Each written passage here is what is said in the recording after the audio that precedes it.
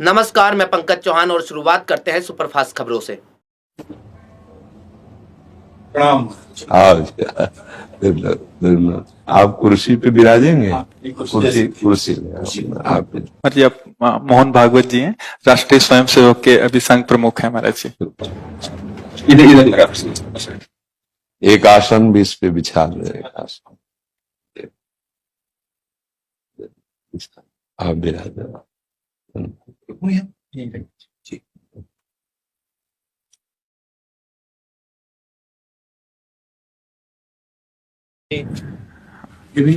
हाँ,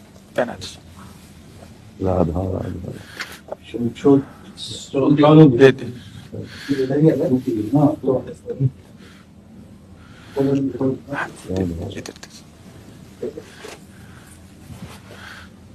आप विराज माला ऐसे रहने दीजिए, हम अपनी शिव जी को पढ़ेंगे।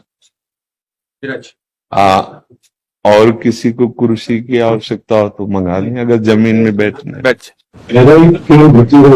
जी महाराज जी, बस दर्शन करने थे। आपकी बात वीडियो पर सुनी तो लगा इस बार देख लेना चाहिए। चाह मिटी चिंता गई मनुआ बेपरवाह, ऐसे लोग कम देखने को मिलते। देखो, अपने लोगों का जन्म जो भगवान ने दिया है ना, ये सिर्फ सेवा के लिए दिया है। व्यवहारिकी सेवा और आध्यात्म की सेवा, ये दोनों सेवाएं अति अनिवार्य है। केवल व्यवहारिकी सेवा ही होती रहे, हम अपने भारतवासियों को अगर हम परम सुखी करना चाहते हैं तो केवल वस्तु और व्यवस्था से नहीं कर सकते, उनका बौद्धिक स्तर सुधरना चाहिए। आज हमारे समाज का बौद्धिक स्तर गिरता चला जा रहा है, बहुत चिंता का विषय है। हम सुविधाएं दे देंगे, हम विविध प्रकार की भोग सामग्रियां दे देंगे, लेकिन उनके हृदय की जो मलिनता है, जो हिंसात्मक वृत्ति है, जो अपवित्र बुद्धि है, ये जब तक ठीक नहीं होगी तब तक हमारा देश धार्मिक देश है, हमारे यहां धर्म की प्रधानता है। तो इसी बात को बार बार हम सबसे निवेदन करते हैं कि ये जो हमारी नई पीढ़ी है, इसी से हमारे राष्ट्र की रक्षा करने वाले प्रकट होते हैं। जो विद्यार्थी जन है, उन्हीं में कोई एमएलए बनता है, उन्हीं में कोई सांसद बनता है, उन्हीं में कोई मुख्यमंत्री बनता है, उन्हीं में कोई राष्ट्रपति या प्रधानमंत्री उन्हीं में अपने लोग भी सब थे। अब हमारी शिक्षा केवल आधुनिकता का स्वरूप लेती जाए और व्यभिचार प्रवृत्ति, व्यसन प्रवृत्ति, हिंसा प्रवृत्ति, ये नई पीढ़ी में देखकर बहुत असंतोष हृदय में होता है।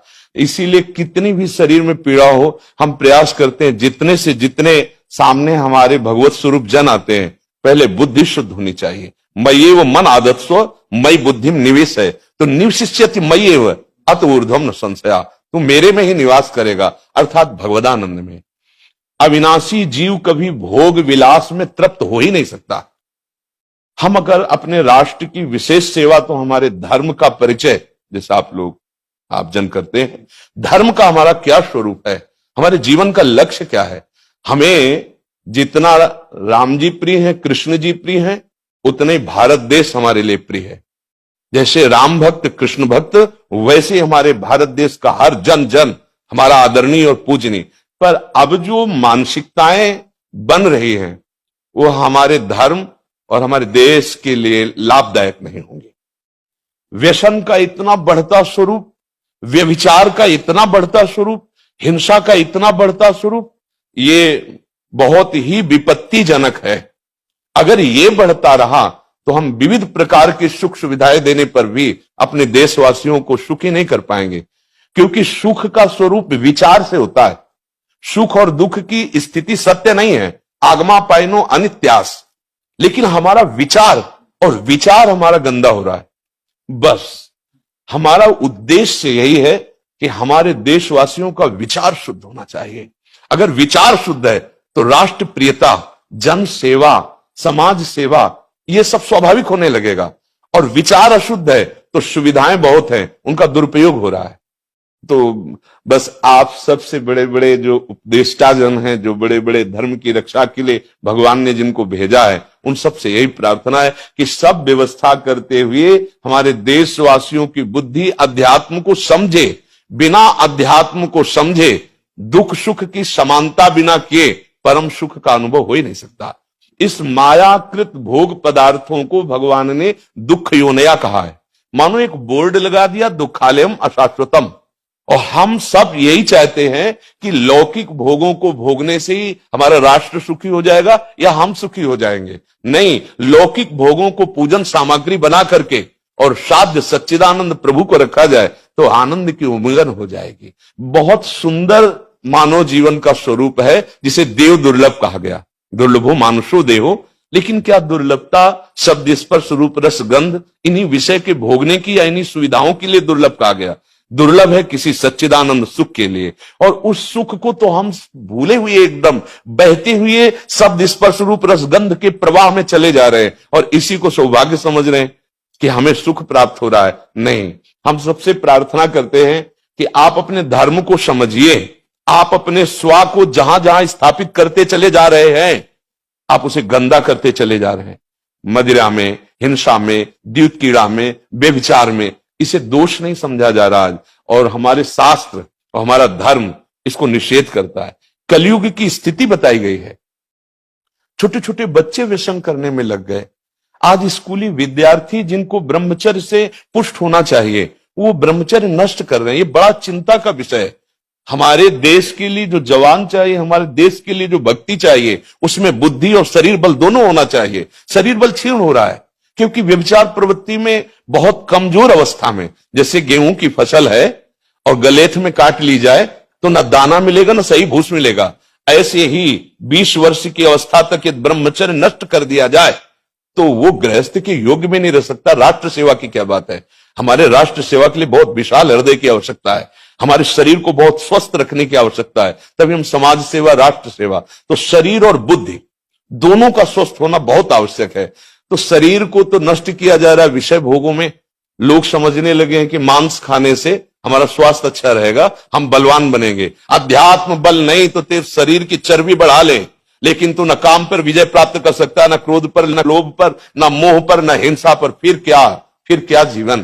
तो इसीलिए हमारा बार बार हृदय में सबसे प्रार्थना है, जिस संत भगवान भी आते हैं, ये देखो इस समय आवश्यकता विचार शुद्ध करने की है, आहार शुद्ध करने की है, आचरण शुद्ध करने की है। हमारे देश ने चरित्र की पूजा की है। रावण किसी बात में कम नहीं था। आज भी कोई शिव अगर अभिषेक होता है तो तांडव स्तोत्र उसी का गाया जाता है। जटाटवी गलत ज्वल प्रवाह पावित स्थले। ऐसा विद्वान और ऐसा बलवान जो 20 बार जैसे झूला आराध्य देव को झुलाया जाए, ऐसे महादेव सहित पार्वती को बाजुओं पे झुलाया, वो महाबली चरित्रहीन हो गया तो अपने देशवासियों ने राक्षस कह दिया उसको। चरित्र, आज हम चरित्र पर ध्यान ही नहीं दे रहे। चरित्र बेचना मतलब कोई समझ में नहीं आ रहा। छोटे छोटे बच्चे चरित्रहीन हो रहे हैं। हमारा राष्ट्र संकट में पड़ जाएगा अगर हमारे बच्चे व्यवस्थित नहीं हुए, उनकी बुद्धि शुद्ध नहीं हुई, उनका स्वास्थ्य ठीक नहीं रहा। कौन आगे चल करके है? यही पीढ़ी तो है ना। इन्हीं में से तो निकलते हैं हमारे राष्ट्र भक्त, भगवत भक्त, देश सेवी। तो सबसे यही प्रार्थना है कि हमारे नई पीढ़ी को सुधारा जाए, उनकी मानसिकता, उनका बौद्धिक स्तर सुधरे, क्योंकि भगवान ने हमें सेवा के लिए भेजा है सबको। चाहे जितना एकांत गुफा में भजन करे, उसकी भजन की सिद्धि समाज सुधार में लगेगी। अगर समाज सुधार में नहीं हुई तो खास बात नहीं हुई। अपना उद्धार कर लेना कोई खास बात नहीं है। खास बात है अपने जीवन को सत्य और तप में तपा करके समाज को प्रदान कर देना। हाँ, विविध प्रकार से हमारे समाज को सुख पहुंचे, इसी में भगवान विराजमान है। बहुनाम जन्म नाम अंते ज्ञानवान माम प्रपद्यते वासुदेवा स्वरम इत्सा महात्मा सुदुर्लभा। भगवान कहते हैं बहुत जन्मों की आराधना के बाद ऐसा विवेक जागृत होता है, ऐसा ज्ञान प्राप्त होता है कि सबके हृदय मंदिर पर भगवान वासुदेव विराजमान है। और यही अगर लक्ष्य बन गया तो संसार की सेवा करते हुए वो भगवान को प्राप्त हो जाएगा। ये संसार है नहीं, ये वासना वासुदेवस्य वासितम भुवनत्रयम् सर्वभूत निवासो